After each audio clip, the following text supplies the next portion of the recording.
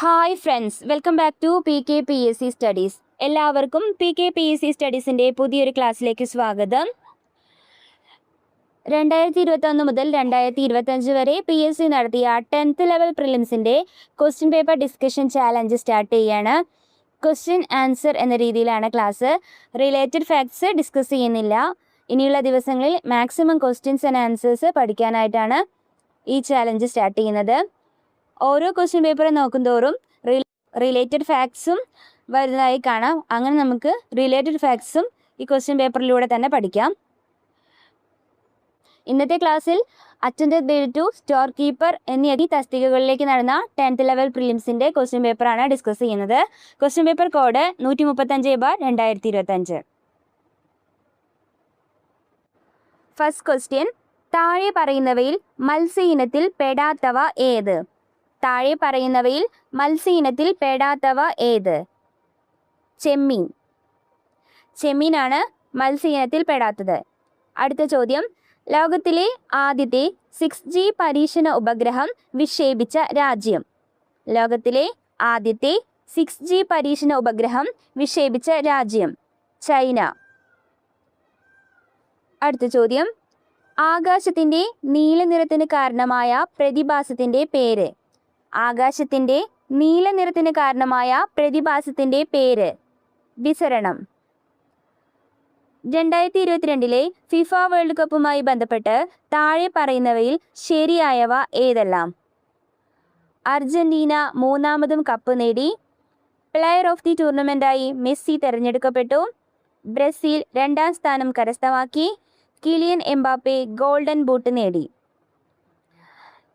Answer option B 1, 2, 4 എന്നിവ ശരിയാണ്. Argentina 3ാമതും cup നേടി. പ്ലെയർ ഓഫ് ദി ടൂർണമെൻ്റായി മെസ്സി തിരഞ്ഞെടുക്കപ്പെട്ടു. കിലിയൻ എംബാപ്പെ ഗോൾഡൻ ബൂട്ട് നേടി.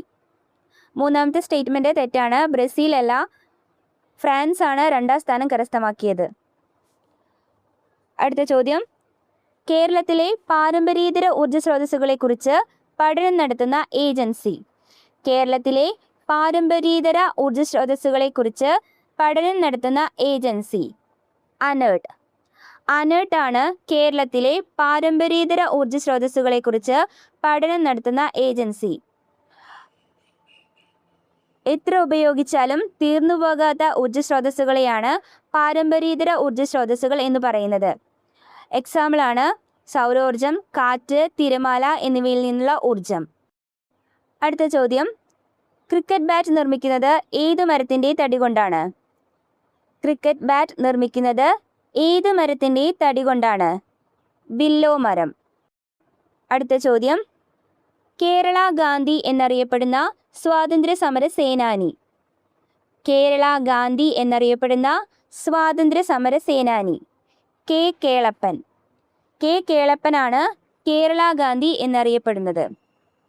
അടുത്ത ചോദ്യം, ലോട്ടറി ആരംഭിച്ച ആദ്യ ഇന്ത്യൻ സംസ്ഥാനം? ലോട്ടറി ആരംഭിച്ച ആദ്യ ഇന്ത്യൻ സംസ്ഥാനം? കേരളം. കേരളമാണ് ലോട്ടറി ആരംഭിച്ച ആദ്യ ഇന്ത്യൻ സംസ്ഥാനം. അടുത്ത ചോദ്യം, ഗാന്ധിജി പങ്കെടുത്ത സമരങ്ങൾ കാലഗണനാ ക്രമത്തിൽ പട്ടികപ്പെടുത്തുക. ക്വിറ്റ് ഇന്ത്യ സമരം, ചമ്പാരൻ സത്യാഗ്രഹം, ചൗരി ചൗര സമരം, നിസ്സഹകരണ സമരം. ചമ്പാരൻ സത്യാഗ്രഹം 1917, നിസ്സഹകരണ സമരം 1920, ചൗരി ചൗര സമരം 1922, ക്വിറ്റ് ഇന്ത്യ സമരം 1942. ആൻസർ 2, 4, 3, 1. ഓപ്ഷനിൽ ആൻസർ ഇല്ല. അടുത്ത ചോദ്യം, ജലത്തിലൂടെ പകരുന്ന ഒരു വൈറസ് രോഗം? ജലത്തിലൂടെ പകരുന്ന ഒരു വൈറസ് രോഗം? മഞ്ഞപ്പിത്തം. മഞ്ഞപ്പിത്തമാണ് ജലത്തിലൂടെ പകരുന്ന ഒരു വൈറസ് രോഗം. ബാക്കിയുള്ള ഓപ്ഷൻ കോളറ, ടൈഫോയിഡ്, എലിപ്പനി എന്നിവ ജലത്തിലൂടെ പകരുന്ന ബാക്ടീരിയ രോഗമാണ്. അടുത്ത ചോദ്യം, ഉഷ്ണമേഖലയിൽ സ്ഥിതി ചെയ്യുന്ന സംസ്ഥാനം ഏതാണ്? ഉഷ്ണമേഖലയിൽ സ്ഥിതി ചെയ്യുന്ന സംസ്ഥാനം ഏതാണ്? ഗോവ. ഗോവയാണ് ഉഷ്ണമേഖലയിൽ സ്ഥിതി ചെയ്യുന്ന സംസ്ഥാനം. അടുത്ത ചോദ്യം, ബാരാലാച്ല ചുരം സ്ഥിതി ചെയ്യുന്നത് ഏത് സംസ്ഥാനത്താണ്? ബാരാലാച്ല ചുരം സ്ഥിതി ചെയ്യുന്നത് ഏത് സംസ്ഥാനത്താണ്? ഹിമാചൽ പ്രദേശ്. ഹിമാചൽ പ്രദേശിലാണ് ബാരാലാച്ല ചുരം സ്ഥിതി ചെയ്യുന്നത്. ഹിമാചൽ പ്രദേശിനെയും ലഡാക്കിനെയും ബന്ധിപ്പിക്കുന്ന ചുരമാണ് ബാരാലാച്ല ചുരം. അടുത്ത ചോദ്യം, ജയന്തിയ കുന്ന് ഏത് സംസ്ഥാനത്ത് സ്ഥിതി ചെയ്യുന്നു? ജയന്തിയ കുന്ന് ഏത് സംസ്ഥാനത്താണ് സ്ഥിതി ചെയ്യുന്നത്? മേഘാലയ. മേഘാലയയിലാണ് ജയന്തിയ കുന്ന് സ്ഥിതി ചെയ്യുന്നത്. അടുത്ത ചോദ്യം, ഗുരുവായൂർ സത്യാഗ്രഹം ഏതു വർഷത്തിലാണ് നടന്നത്? ഗുരുവായൂർ സത്യാഗ്രഹം ഏത് വർഷത്തിലാണ്? 1931 ഗുരുവായൂർ സത്യാഗ്രഹം നടന്നത്. അടുത്ത ചോദ്യം, ഇന്ത്യയുടെ ആദ്യത്തെ ആഭ്യന്തര വകുപ്പ് മന്ത്രി ആരായിരുന്നു? ഇന്ത്യയുടെ ആദ്യത്തെ ആഭ്യന്തര വകുപ്പ് മന്ത്രി ആരായിരുന്നു? സർദാർ വല്ലഭായ് പട്ടേൽ. സർദാർ വല്ലഭായ് പട്ടേൽ ആയിരുന്നു ഇന്ത്യയുടെ ആദ്യത്തെ ആഭ്യന്തര വകുപ്പ് മന്ത്രി. അടുത്ത ചോദ്യം, മഹാത്മാഗാന്ധി 1931 ആരംഭിച്ച മാസികയുടെ പേര് എന്തായിരുന്നു? മഹാത്മാഗാന്ധി 1931 ആരംഭിച്ച മാസികയാണ് യങ് ഇന്ത്യ. മഹാത്മാഗാന്ധി 1931 ആരംഭിച്ച മാസികയാണ് യങ് ഇന്ത്യ. അടുത്ത ചോദ്യം, നിയമത്തിൻ്റെ മുന്നിൽ എല്ലാവരും തുല്യരാണ് എന്നത് ഭരണഘടനയുടെ ഏത് ആർട്ടിക്കിളിലാണ് പറയുന്നത്? നിയമത്തിൻ്റെ മുന്നിൽ എല്ലാവരും തുല്യരാണ് എന്നത് ഭരണഘടനയുടെ ഏത് ആർട്ടിക്കിളിൽ ആണ് പറയുന്നത്? ആർട്ടിക്കിൾ 14. ആർട്ടിക്കിൾ 14 നിയമത്തിൻ്റെ മുന്നിൽ എല്ലാവരും തുല്യരാണ് എന്നത് പറയുന്ന ആർട്ടിക്കിൾ. അടുത്ത ചോദ്യം, ഏത് വർഷത്തിലാണ് നെപ്പോളിയൻ ബോണപ്പാർട്ട് ഫ്രാൻസിൻ്റെ കിരീടധാരിയായത്? ഏത് വർഷത്തിലാണ് നെപ്പോളിയൻ ബോണപ്പാർട്ട് ഫ്രാൻസിൻ്റെ കിരീടധാരിയായത്? 1804. 1804 നെപ്പോളിയൻ ബോണപ്പാർട്ട് ഫ്രാൻസിൻ്റെ കിരീടധാരിയായത്. അടുത്ത ചോദ്യം, കാർഡമം കുന്ന് ഏത് സംസ്ഥാനത്താണ് സ്ഥിതി ചെയ്യുന്നത്? കാർഡമം കുന്ന് ഏത് സംസ്ഥാനത്താണ് സ്ഥിതി ചെയ്യുന്നത്? കേരളം. കേരളത്തിലാണ് കാർഡമം കുന്ന് സ്ഥിതി ചെയ്യുന്നത്. അടുത്ത ചോദ്യം, നാഥുല ചുരം ഏത് സംസ്ഥാനത്താണ് സ്ഥിതി ചെയ്യുന്നത്? നാഥുല ചുരം ഏത് സംസ്ഥാനത്താണ് സ്ഥിതി ചെയ്യുന്നത്? സിക്കിം. സിക്കിമിലാണ് നാഥുല ചുരം സ്ഥിതി ചെയ്യുന്നത്. അടുത്ത ചോദ്യം, വാദിക്കാനും ജയിക്കാനുമല്ല അറിയാനും അറിയിക്കാനുമാണ് എന്ന പ്രഖ്യാപനത്തോടെ ആലുവയിൽ സർവമത സമ്മേളനം വിളിച്ചുകൂട്ടിയ സാമൂഹിക പരിഷ്കർത്താവ് ആര്? വാദിക്കാനും ജയിക്കാനുമല്ല അറിയാനും അറിയിക്കാനുമാണ് എന്ന പ്രഖ്യാപനത്തോടെ ആലുവയിൽ സർവമത സമ്മേളനം വിളിച്ചുകൂട്ടിയ സാമൂഹിക പരിഷ്കർത്താവ് ആര്? ശ്രീനാരായണ ഗുരു. ശ്രീനാരായണ ഗുരുവാണ് ആലുവയിൽ സർവമത സമ്മേളനം വിളിച്ചുകൂട്ടിയത്. അടുത്ത ചോദ്യം, സഞ്ചാര സ്വാതന്ത്ര്യത്തിനായി കേരളത്തിൽ നടന്ന പ്രക്ഷോഭമായ വൈക്കം സത്യാഗ്രഹത്തോടനുബന്ധിച്ച് സവർണജാഥ സംഘടിപ്പിച്ചതാര്? സഞ്ചാര സ്വാതന്ത്ര്യത്തിനായി കേരളത്തിൽ നടന്ന പ്രക്ഷോഭമായ വൈക്കം സത്യാഗ്രഹത്തോടനുബന്ധിച്ച് സവർണജാഥ സംഘടിപ്പിച്ചതാര്? മന്നത്ത് പത്മനാഭൻ. മന്നത്ത് പത്മനാഭനാണ് വൈക്കം സത്യാഗ്രഹത്തോടനുബന്ധിച്ച് സവർണജാഥ സംഘടിപ്പിച്ചത്. അടുത്ത ചോദ്യം, വടക്കു കിഴക്കൻ ഇന്ത്യയിലെ ഏറ്റവും വലിയ ശുദ്ധജല തടാകമായ ലോക്തക്കിൽ സ്ഥിതി ചെയ്യുന്ന ചലിക്കുന്ന ദേശീയോദ്യാനം ഏത്? വടക്കു കിഴക്കൻ ഇന്ത്യയിലെ ഏറ്റവും വലിയ ശുദ്ധജല തടാകമായ ലോക്തക്കിൽ സ്ഥിതി ചെയ്യുന്ന ചലിക്കുന്ന ദേശീയോദ്യാനം ഏത്? കേബിൾ ലംജാവോ. കേബിൾ ലംജാവോ ആണ് വടക്കു കിഴക്കൻ ഇന്ത്യയിലെ ഏറ്റവും വലിയ ശുദ്ധജല തടാകമായ ലോക്തക്കിൽ സ്ഥിതി ചെയ്യുന്ന ചലിക്കുന്ന ദേശീയോദ്യാനം. അടുത്ത ചോദ്യം, ദക്ഷിണേന്ത്യയിൽ പല്ലവരുടെ കാലത്ത് രൂപപ്പെട്ട ക്ഷേത്ര നിർമ്മാണ ശൈലി ഏതു പേരിൽ അറിയപ്പെടുന്നു? ദക്ഷിണേന്ത്യയിൽ പല്ലവരുടെ കാലത്ത് രൂപപ്പെട്ട ക്ഷേത്ര നിർമ്മാണ ശൈലി ഏതു പേരിൽ അറിയപ്പെടുന്നു? ദ്രാവിഡ ശൈലി. ദ്രാവിഡ ശൈലി എന്നാണ് ദക്ഷിണേന്ത്യയിൽ പല്ലവരുടെ കാലത്ത് രൂപപ്പെട്ട ക്ഷേത്ര നിർമ്മാണ ശൈലി അറിയപ്പെടുന്നത്. അടുത്ത ചോദ്യം, മടക്കുപർവ്വതങ്ങളുടെ രൂപീകരണവുമായി ബന്ധപ്പെട്ട ശരിയായ പ്രസ്താവന ഏത്? മടക്കുപർവ്വതങ്ങളുടെ രൂപീകരണവുമായി ബന്ധപ്പെട്ട ശരിയായ പ്രസ്താവന ഏത്? സംയോജക സീമകളിൽ ശിലാമണ്ഡലം ഫലകങ്ങളുടെ സമ്മർദ്ദഫലമായി ശിലാപാളികൾക്ക് വലനം സംഭവിച്ച് രൂപം കൊള്ളുന്നു. വിയോജക സീമകളിൽ ശിലാമണ്ഡല ഫലകങ്ങളുടെ സമ്മർദ്ദഫലമായി ശിലാപാളികൾക്ക് വലനം സംഭവിച്ച് രൂപം കൊള്ളുന്നു. ഛേദക സീമകളിൽ ശിലാമണ്ഡല ഫലകങ്ങളുടെ സമ്മർദ്ദഫലമായി ശിലാപാളികൾക്ക് വലനം സംഭവിച്ച് രൂപം കൊള്ളുന്നു. ആൻസർ ഓപ്ഷൻ എ, ഒന്ന് മാത്രം. സംയോജക സീമകളിൽ ശിലാമണ്ഡല ഫലകങ്ങളുടെ സമ്മർദ്ദഫലമായി ശിലാപാളികൾക്ക് വലനം സംഭവിച്ച് രൂപം കൊള്ളുന്നു. അടുത്ത ചോദ്യം, തൊഴിൽ പങ്കാളിത്തത്തിലും വരുമാനത്തിലുമുള്ള ലിംഗപദവി വ്യത്യാസങ്ങളുടെ കാരണങ്ങളെക്കുറിച്ച് ഗവേഷണ പഠനം നടത്തുകയും 2023 സാമ്പത്തിക ശാസ്ത്രത്തിനുള്ള നോബൽ സമ്മാനം നേടുകയും ചെയ്ത വനിത ആര്? തൊഴിൽ പങ്കാളിത്തത്തിലും വരുമാനത്തിലുമുള്ള ലിംഗപദവി വ്യത്യാസങ്ങളുടെ കാരണങ്ങളെക്കുറിച്ച് ഗവേഷണ പഠനം നടത്തുകയും 2023 സാമ്പത്തിക ശാസ്ത്രത്തിനുള്ള നോബൽ സമ്മാനം നേടുകയും ചെയ്ത വനിത ആര്? Claudia Goldin. ക്ലോഡിയ ഗോൾഡിനാണ് 2023 സാമ്പത്തിക ശാസ്ത്രത്തിനുള്ള നോബൽ സമ്മാനം ലഭിച്ചത്. തൊഴിൽ പങ്കാളിത്തത്തിലും വരുമാനത്തിലുമുള്ള ലിംഗപദവി വ്യത്യാസങ്ങളുടെ കാരണങ്ങളെക്കുറിച്ച് ഗവേഷണ പഠനം നടത്തിയതിനാണ് നോബൽ സമ്മാനം ലഭിച്ചത്. അടുത്ത ചോദ്യം, ധാതുക്കളുടെ ഹൃദയഭൂമി എന്നറിയപ്പെടുന്ന പീഠഭൂമി ഏത്? ധാതുക്കളുടെ ഹൃദയഭൂമി എന്നറിയപ്പെടുന്ന പീഠഭൂമി ഏത്? ഛോട്ടാ നാഗ്പൂർ പീഠഭൂമി. ഛോട്ടാ നാഗ്പൂർ പീഠഭൂമിയാണ് ധാതുക്കളുടെ ഹൃദയഭൂമി എന്നറിയപ്പെടുന്ന പീഠഭൂമി.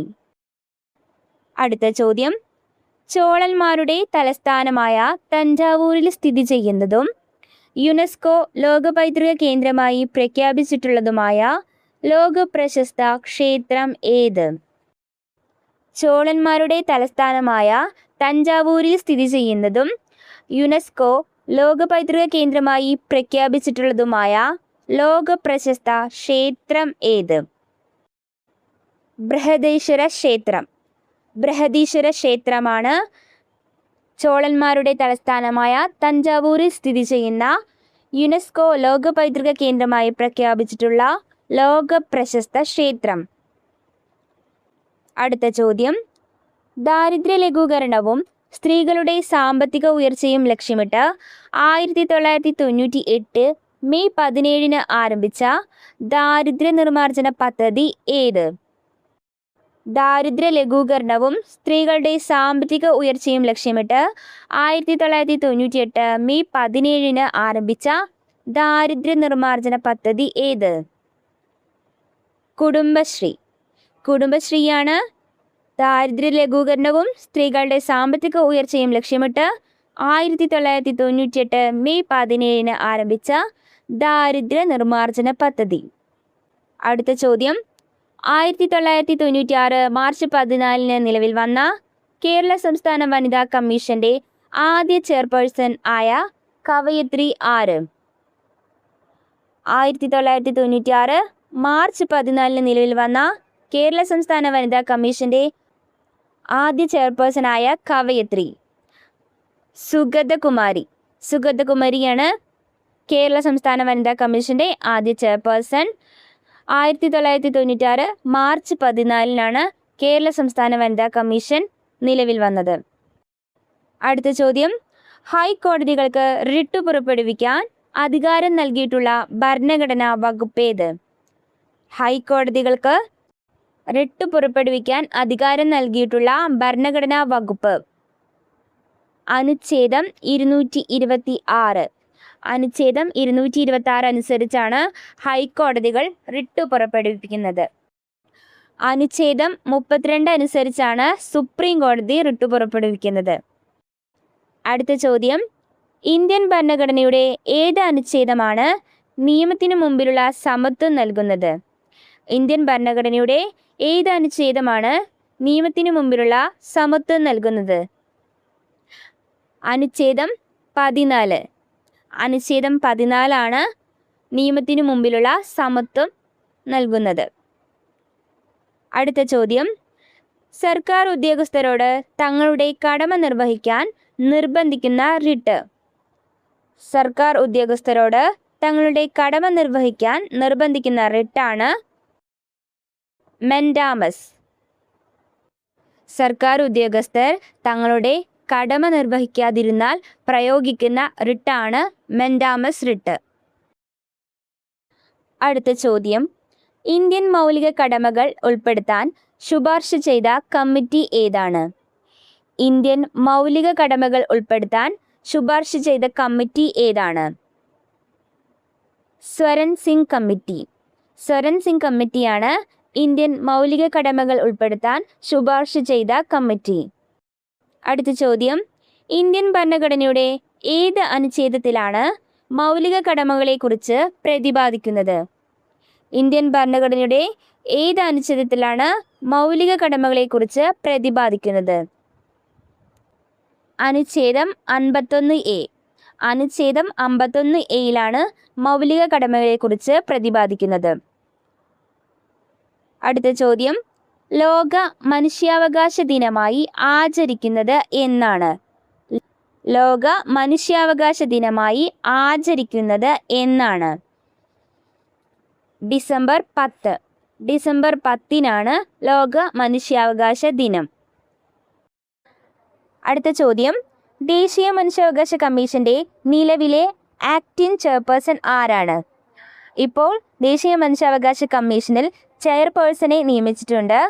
നിലവിലെ ദേശീയ മനുഷ്യാവകാശ കമ്മീഷന്റെ ചെയർപേഴ്സണാണ് justice V Ramasubramanian. Justice V രാമസുബ്രഹ്മണ്യനാണ് നിലവിൽ ദേശീയ മനുഷ്യാവകാശ കമ്മീഷന്റെ ചെയർപേഴ്സൺ. അടുത്ത ചോദ്യം, ത്രിവർണ പതാക ഇന്ത്യയുടെ ദേശീയ പതാകയായി അംഗീകരിച്ചത് എന്നാണ്? ത്രിവർണ പതാക ഇന്ത്യയുടെ ദേശീയ പതാകയായി അംഗീകരിച്ചത് എന്നാണ്? 1947 ജൂലൈ 22. 1947 ജൂലൈ 22 ത്രിവർണ പതാകയെ ഇന്ത്യയുടെ ദേശീയ പതാകയായി അംഗീകരിച്ചത്. അടുത്ത ചോദ്യം, ഇന്ത്യയുടെ ദേശീയ ഗീതം രചിച്ചതാരാണ്? ഇന്ത്യയുടെ ദേശീയ ഗീതം രചിച്ചത് ആരാണ്? ബങ്കിം ചന്ദ്ര ചാറ്റർജി. ബങ്കിം ചന്ദ്ര ചാറ്റർജിയാണ് ഇന്ത്യയുടെ ദേശീയ ഗീതം രചിച്ചത്. ഇന്ത്യയുടെ ദേശീയ ഗീതം വന്ദേ മാതരമാണ്. ഇന്ത്യയുടെ ദേശീയ ഗാനം ജനഗണമന രചിച്ചത് രവീന്ദ്രനാഥ ടാഗോറാണ്. അടുത്ത ചോദ്യം, രവീന്ദ്രനാഥ ടാഗോർ ബംഗാളിൽ സ്ഥാപിച്ച സർവകലാശാലയുടെ പേര് എന്താണ്? രവീന്ദ്രനാഥ ടാഗോർ ബംഗാളിൽ സ്ഥാപിച്ച സർവകലാശാലയുടെ പേര് എന്താണ്? വിശ്വഭാരതി. വിശ്വഭാരതി സർവകലാശാലയാണ് രവീന്ദ്രനാഥ ടാഗോർ ബംഗാളിൽ സ്ഥാപിച്ച സർവകലാശാല. അടുത്ത ചോദ്യം, 1888 അരുവിക്കരയിൽ ശിവപ്രതിഷ്ഠ നടത്തിയ സാമൂഹിക പരിഷ്കർത്താവ്. 1888 അരുവിക്കരയിൽ ശിവപ്രതിഷ്ഠ നടത്തിയ സാമൂഹിക പരിഷ്കർത്താവ് ശ്രീനാരായണ ഗുരു. ശ്രീനാരായണ ഗുരുവാണ് 1888 അരുവിക്കരയിൽ ശിവപ്രതിഷ്ഠ നടത്തിയത്. അടുത്ത ചോദ്യം, കേരളത്തിലെ ആദ്യത്തെ ദേശീയോദ്യാനം. കേരളത്തിലെ ആദ്യത്തെ ദേശീയോദ്യാനം ഇരവികുളം. ഇരവികുളമാണ് കേരളത്തിലെ ആദ്യത്തെ ദേശീയോദ്യാനം. അടുത്ത ചോദ്യം, കേരളത്തിലെ ഏറ്റവും വലിയ കായൽ. കേരളത്തിലെ ഏറ്റവും വലിയ കായൽ? വേമ്പനാട്ട് കായൽ. വേമ്പനാട് കായലാണ് കേരളത്തിലെ ഏറ്റവും വലിയ കായൽ. അടുത്ത ചോദ്യം, കേരളത്തിൽ നിന്നും ആദ്യമായി ഒളിമ്പിക്സിൽ പങ്കെടുത്ത വനിത? കേരളത്തിൽ നിന്നും ആദ്യമായി ഒളിമ്പിക്സിൽ പങ്കെടുത്ത വനിത? PT ഉഷ. PT ഉഷയാണ് കേരളത്തിൽ നിന്നും ആദ്യമായി ഒളിമ്പിക്സിൽ പങ്കെടുത്ത വനിത. അടുത്ത ചോദ്യം, കേരളത്തിലെ ആദ്യത്തെ ജലവൈദ്യുത പദ്ധതിയായ പള്ളിവാസൽ ഏതു നദിയിലാണ്? കേരളത്തിലെ ആദ്യത്തെ ജലവൈദ്യുത പദ്ധതിയായ പള്ളിവാസൽ ഏതു നദിയിലാണ്? മുതിരപ്പുഴ. മുതിരപ്പുഴയിലാണ് കേരളത്തിലെ ആദ്യത്തെ ജലവൈദ്യുത പദ്ധതിയായ പള്ളിവാസൽ സ്ഥിതി ചെയ്യുന്നത്. അടുത്ത ചോദ്യം, നീലവിപ്ലവം ഏതു മേഖലയുമായി ബന്ധപ്പെട്ടിരിക്കുന്നു? നീലവിപ്ലവം ഏതു മേഖലയുമായി ബന്ധപ്പെട്ടിരിക്കുന്നു? മത്സ്യം. മത്സ്യോൽപാദനവുമായി ബന്ധപ്പെട്ട വിപ്ലവമാണ് നീലവിപ്ലവം. അടുത്ത ചോദ്യം, ഗുരുവായൂർ സത്യാഗ്രഹത്തിൻ്റെ വോളണ്ടിയർ ക്യാപ്റ്റൻ? ഗുരുവായൂർ സത്യാഗ്രഹത്തിൻ്റെ volunteer captain AK Gopalan. AK ഗോപാലനാണ് ഗുരുവായൂർ സത്യാഗ്രഹത്തിൻ്റെ വോളണ്ടിയർ ക്യാപ്റ്റൻ. അടുത്ത ചോദ്യം, കേരളത്തിലെ ഏറ്റവും ആഴമുള്ള തുറമുഖം? കേരളത്തിലെ ഏറ്റവും ആഴമുള്ള തുറമുഖം? വിഴിഞ്ഞം. വിഴിഞ്ഞം തുറമുഖമാണ് കേരളത്തിലെ ഏറ്റവും ആഴമുള്ള തുറമുഖം. അടുത്ത ചോദ്യം, കേരളത്തിലെ ആദ്യത്തെ മാതൃകാ മത്സ്യബന്ധന ഗ്രാമം? കേരളത്തിലെ ആദ്യത്തെ മാതൃകാ മത്സ്യബന്ധന ഗ്രാമം? കുമ്പളങ്ങി. കുമ്പളങ്ങിയാണ് കേരളത്തിലെ ആദ്യത്തെ മാതൃകാ മത്സ്യബന്ധന ഗ്രാമം. അടുത്ത ചോദ്യം, ആധുനിക കാലത്തെ അത്ഭുതം എന്ന് ഗാന്ധിജി വിശേഷിപ്പിച്ചത്? ആധുനിക കാലത്തെ അത്ഭുതം എന്ന് ഗാന്ധിജി വിശേഷിപ്പിച്ചത് ക്ഷേത്രപ്രവേശന വിളംബരത്തെയാണ്. ക്ഷേത്രപ്രവേശന വിളംബരത്തെയാണ് ആധുനിക കാലത്തെ അത്ഭുതം എന്ന് ഗാന്ധിജി വിശേഷിപ്പിച്ചത്. അടുത്ത ചോദ്യം, കാവിയും കമണ്ഡലവുമില്ലാത്ത സന്യാസി എന്നറിയപ്പെട്ടത് ആര്? കാവിയും കമണ്ഡലവുമില്ലാത്ത സന്യാസി എന്നറിയപ്പെട്ടത് ആര്? ചട്ടമ്പി സ്വാമികൾ. ചട്ടമ്പി സ്വാമികളാണ് കാവിയും കമണ്ഡലവുമില്ലാത്ത സന്യാസി എന്നറിയപ്പെട്ടത്. അടുത്ത ചോദ്യം, 54ാമത് ദാദാ സാഹിബ് ഫാൽക്കെ പുരസ്കാരം നേടിയ വ്യക്തി? 54ാമത് ദാദാ സാഹിബ് ഫാൽക്കെ പുരസ്കാരം നേടിയ വ്യക്തി? മിഥുൻ ചക്രവർത്തി. മിഥുൻ ചക്രവർത്തിയാണ് 54ാമത് ദാദാ സാഹിബ് ഫാൽക്കെ പുരസ്കാരം നേടിയ വ്യക്തി.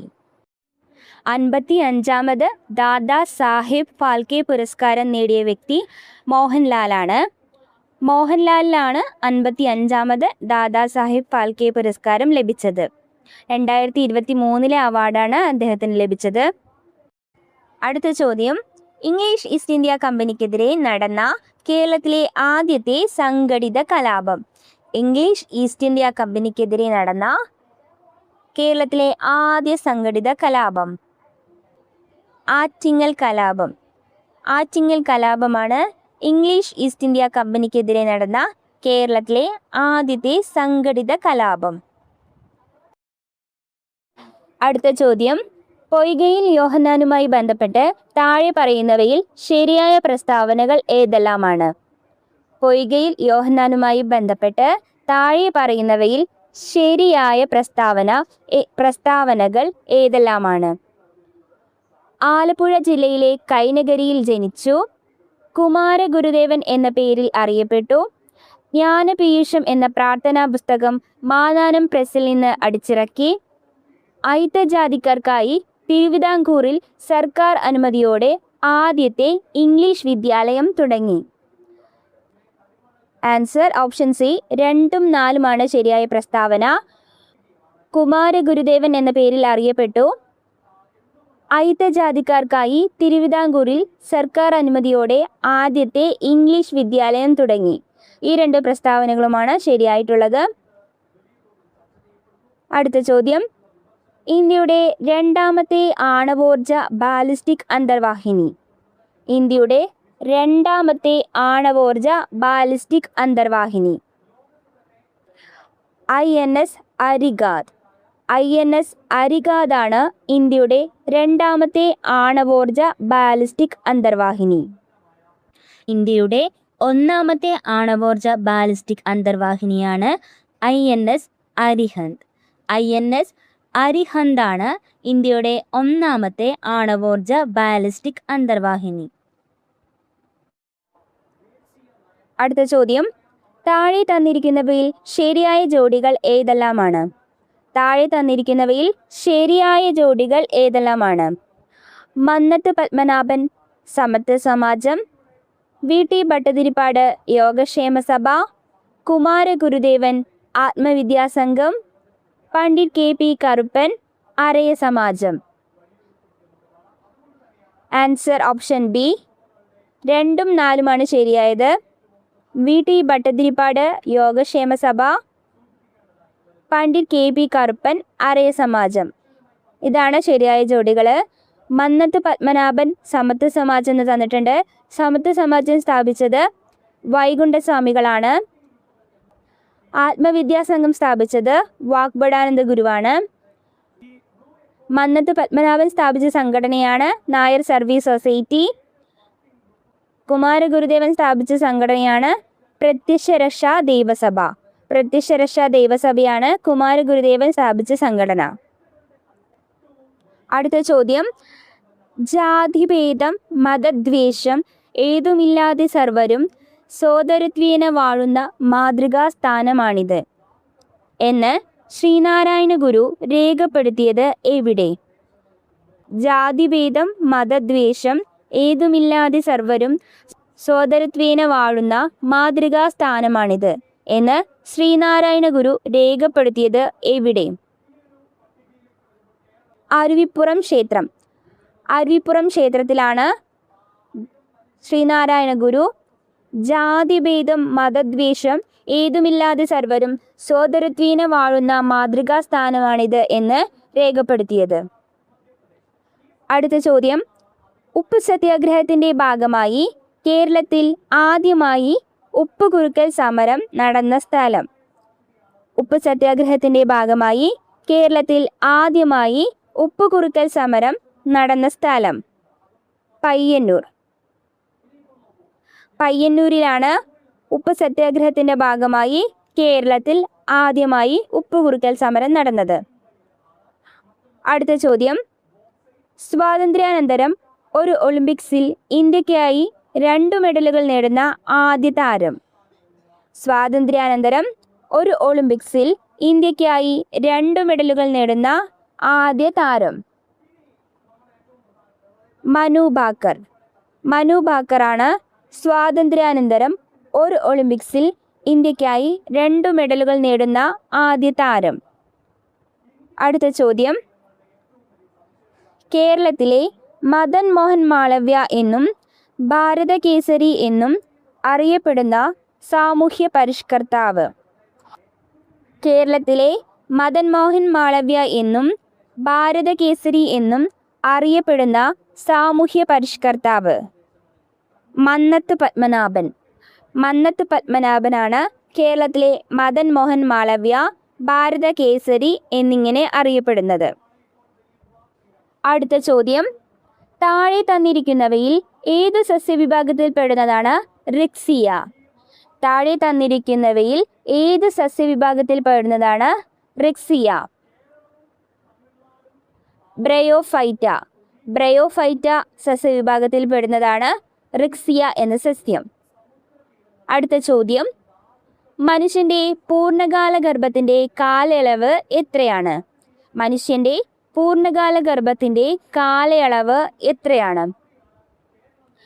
270 മുതൽ 280 ദിവസം.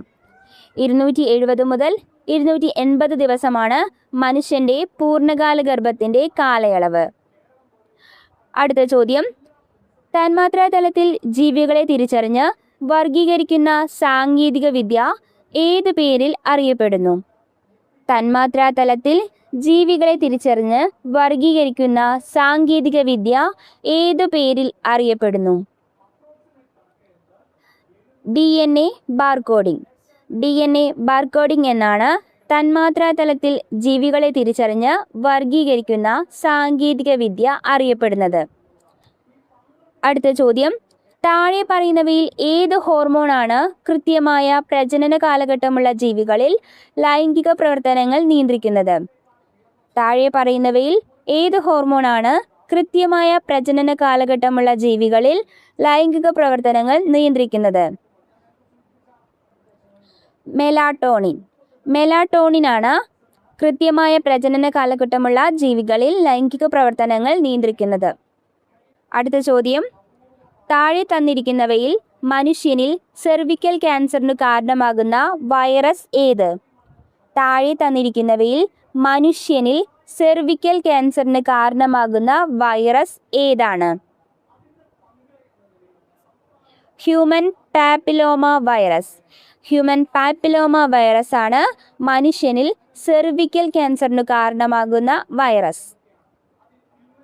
അടുത്ത ചോദ്യം, കേരളത്തെ അംഗപരിമിത സൗഹാർദ്ദ സംസ്ഥാനം ആക്കുക എന്ന ലക്ഷ്യത്തോടെ ആരംഭിച്ച ആരോഗ്യക്ഷേമ പരിപാടി ഏത്? കേരളത്തെ അംഗപരിമിത സൗഹാർദ്ദ സംസ്ഥാനം ആക്കുക എന്ന ലക്ഷ്യത്തോടെ ആരംഭിച്ച ആരോഗ്യക്ഷേമ പരിപാടി ഏത്? അനുയാത്ര. അനുയാത്രയാണ് കേരളത്തെ അംഗപരിമിത സൗഹാർദ്ദ സംസ്ഥാനം ആക്കുക എന്ന ലക്ഷ്യത്തോടെ ആരംഭിച്ച ആരോഗ്യക്ഷേമ പരിപാടി. അടുത്ത ചോദ്യം, ഡയോക്സിനുമായി ബന്ധപ്പെട്ട പ്രസ്താവനകൾ പരിശോധിച്ച് ചുവടെ നൽകിയിരിക്കുന്നവയിൽ നിന്നും ശരിയുത്തരം തിരഞ്ഞെടുക്കുക. ഡയോക്സിനുമായി ബന്ധപ്പെട്ട പ്രസ്താവനകൾ പരിശോധിച്ച് ചുവടെ നൽകിയിരിക്കുന്നവയിൽ നിന്നും ശരിയുത്തരം തിരഞ്ഞെടുക്കുക.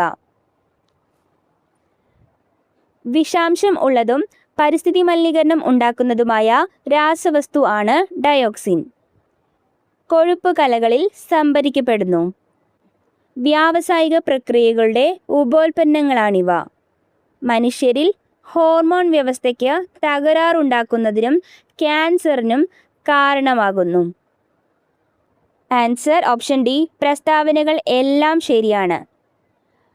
വിഷാംശം ഉള്ളതും പരിസ്ഥിതി മലിനീകരണം ഉണ്ടാക്കുന്നതുമായ രാസവസ്തുവാണ് ഡയോക്സിൻ.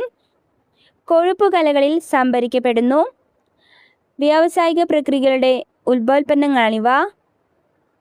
മനുഷ്യരിൽ ഹോർമോൺ വ്യവസ്ഥയ്ക്ക് തകരാറുണ്ടാക്കുന്നതിനും ക്യാൻസറിനും കാരണമാകുന്നു. ഈ 4 പ്രസ്താവനകളും ശരിയാണ്. അടുത്ത ചോദ്യം, താഴെ തന്നിരിക്കുന്നവയിൽ കേരള കാർഷിക സർവകലാശാല വികസിപ്പിച്ചെടുത്ത ഗുണമേന്മയുള്ള കൂണിനം ഏത്? താഴെ തന്നിരിക്കുന്നവയിൽ കേരള കാർഷിക സർവകലാശാല വികസിപ്പിച്ചെടുത്ത ഗുണമേന്മയുള്ള കൂണിനം ഏത്? ഭീമ. ഭീമ എന്ന കൂണിനമാണ് കേരള കാർഷിക സർവകലാശാല വികസിപ്പിച്ചെടുത്ത ഗുണമേന്മയുള്ള കൂണിനം. അടുത്ത ചോദ്യം, അസ്ഥികളുടെ ശരിയായ വളർച്ചയ്ക്കും കേടുപാടുകൾ പരിഹരിക്കുന്നതിനും സഹായകമായ സവിശേഷ കോശങ്ങൾ ചുവടെ നൽകിയിരിക്കുന്നവയിൽ നിന്നും കണ്ടെത്തുക. അസ്ഥികളുടെ ശരിയായ വളർച്ചയ്ക്കും കേടുപാടുകൾ പരിഹരിക്കുന്നതിനും സഹായകമായ സവിശേഷ കോശങ്ങൾ ചുവടെ നൽകിയിരിക്കുന്നവയിൽ നിന്നും കണ്ടെത്തുക. ഓസ്റ്റിയോബ്ലാസ്റ്റുകൾ. ഓസ്റ്റിയോബ്ലാസ്റ്റുകളാണ് അസ്ഥികളുടെ ശരിയായ വളർച്ചയ്ക്കും കേടുപാടുകൾ പരിഹരിക്കുന്നതിനും സഹായകമായ സവിശേഷ കോശങ്ങൾ. അടുത്ത ചോദ്യം, വിറ്റാമിൻ B12 അപര്യാപ്തത മൂലം ഉണ്ടാകുന്ന രോഗം ഏത്? വിറ്റാമിൻ B12 അപര്യാപ്തത മൂലമുണ്ടാകുന്ന രോഗം മെഗലോബ്ലാസ്റ്റിക് അനീമിയ. മെഗലോബ്ലാസ്റ്റിക് അനീമിയയാണ് വിറ്റാമിൻ B12 അപര്യാപ്തത മൂലമുണ്ടാകുന്ന രോഗം. അടുത്ത ചോദ്യം, പ്രോട്ടോണുകളും ന്യൂട്രോണുകളും നിർമ്മിച്ചിരിക്കുന്നത് ക്വാർക്കുകൾ എന്ന കണികകൾ കൊണ്ടാണ്. ഒരു അപ് ക്വാർക്ക് +2/3 e ചാർജ് ഉള്ളതും ഒരു ഡൗൺ ക്വാർക്ക് -1/3 e ചാർജ് ഉള്ളതും ആണ്. ഇവിടെ ഈ ഇലക്ട്രോണിൻ്റെ ചാർജ് ആണ്. എങ്കിൽ പ്രോട്ടോണിൻ്റെയും ന്യൂട്രോണിൻ്റെയും ക്വാർക്ക് സംയോജനം ആകാൻ സാധ്യതയുള്ളത് ഏത്? പ്രോട്ടോണുകളും ന്യൂട്രോണുകളും നിർമ്മിച്ചിരിക്കുന്നത് ക്വാർക്കുകൾ എന്ന കണികകൾ കൊണ്ടാണ്. ഒരു അപ്പ് ക്വാർക്ക് +2/3 ഈ ചാർജ് ഉള്ളതും ഒരു ഡൗൺ ക്വാർക്ക് -1/3 ഈ ചാർജ് ഉള്ളതും ആണ്. ഇവിടെ ഈ ഇലക്ട്രോണിൻ്റെ ചാർജാണ്. എങ്കിൽ പ്രോട്ടോണിൻ്റെയും ന്യൂട്രോണിൻ്റെയും ക്വാർക്ക് സംയോജനം ആകാൻ സാധ്യതയുള്ളത് ഏത്? Answer option A proton 2 up quark 1 down quark, neutron 1 up quark 2 down quark. അടുത്ത ചോദ്യം, ഹൈഡ്രജൻ ഓക്സിജൻ ഫ്യൂവൽ സെല്ലിൽ വൈദ്യുതി ഉൽപ്പാദിപ്പിക്കുന്നതിനോടൊപ്പം ലഭിക്കുന്ന ഉപോൽപ്പന്നം ഏത്?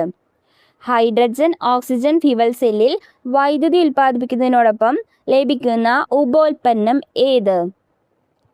ജലം. ജലമാണ് ഹൈഡ്രജൻ ഓക്സിജൻ ഫ്യൂവൽ സെല്ലിൽ വൈദ്യുതി ഉൽപ്പാദിപ്പിക്കുന്നതിനോടൊപ്പം ലഭിക്കുന്ന ഉപോൽപ്പന്നം. അടുത്ത ചോദ്യം, 6 കിലോഗ്രാം മാസുള്ള ഒരു വസ്തുവിനെ ഭൂമിയുടെ കേന്ദ്രത്തിൽ നിന്ന് ഉപരിതലത്തിലേക്കും അവിടെ നിന്ന് ചന്ദ്രൻ്റെ ഉപരിതലത്തിലേക്കും കൊണ്ടുപോകുന്നു. വസ്തുവിൻ്റെ മാസിൽ ഉണ്ടാകുന്ന വ്യത്യാസം എന്ത്? 6 കിലോഗ്രാം മാസുള്ള ഒരു വസ്തുവിനെ ഭൂമിയുടെ കേന്ദ്രത്തിൽ നിന്ന് ഉപരിതലത്തിലേക്കും അവിടെ നിന്ന് ചന്ദ്രൻ്റെ ഉപരിതലത്തിലേക്കും കൊണ്ടുപോകുന്നു. വസ്തുവിൻ്റെ മാസിൽ ഉണ്ടാകുന്ന വ്യത്യാസം എന്ത്? എല്ലായിടത്തും 6 കിലോഗ്രാം. അടുത്ത ചോദ്യം, താഴെ തന്നിരിക്കുന്നവയിൽ ഊർജത്തിൻ്റെ യൂണിറ്റ് അല്ലാത്തത് ഏത്? താഴെ തന്നിരിക്കുന്നവയിൽ ഊർജത്തിൻ്റെ യൂണിറ്റ് അല്ലാത്തത് ഏത്? Joule per second. Joule per second ആണ് ഊർജത്തിൻ്റെ യൂണിറ്റ് അല്ലാത്തത്. Kilo watt hour, erg, kilogram metre square per second square ഇതെല്ലാം ഊർജത്തിൻ്റെ യൂണിറ്റ് ആണ്. ജൂൾ പെർ സെക്കൻഡ് പവറിൻ്റെ യൂണിറ്റ് ആണ്. പവറിൻ്റെ യൂണിറ്റ് ആണ് ജൂൾ പെർ സെക്കൻഡ്. അടുത്ത ചോദ്യം, സാധാരണയായി നാം ഉപയോഗിക്കുന്ന താപനില സ്കെയിലുകളാണ് Celsius scale, Fahrenheit scale, Kelvin scale എന്നിവ. സാധ്യമായ ഏറ്റവും താഴ്ന്ന താപനില ഈ 3 സ്കെയിലുകളിലും എത്രയാണ്? സാധാരണയായി നാം ഉപയോഗിക്കുന്ന താപനില സ്കെയിലുകളാണ് Celsius scale, Fahrenheit scale, Kelvin scale. സാധ്യമായ ഏറ്റവും താഴ്ന്ന താപനില ഈ 3 സ്കെയിലുകളും എത്രയാണ്? Answer option A. സെൽഷ്യസ് സ്കെയിലിൽ സാധ്യമായ ഏറ്റവും താഴ്ന്ന താപനില -273.15 ഡിഗ്രി സെൽഷ്യസ്.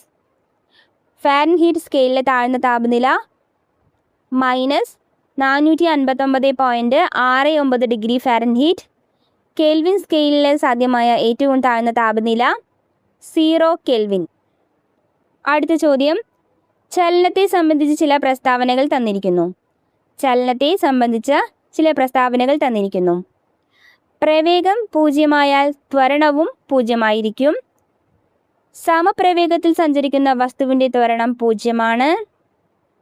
നേർരേഖയിൽ സഞ്ചരിക്കുന്ന ഒരു വസ്തുവിൻ്റെ ദൂരവും സ്ഥാനാന്തരത്തിൻ്റെ അളവും തുല്യമാണ്. ഇവയിൽ ശരിയായത് ഏത്? ഓപ്ഷൻ ബി 2 മാത്രമാണ് ശരിയായിട്ടുള്ളത്.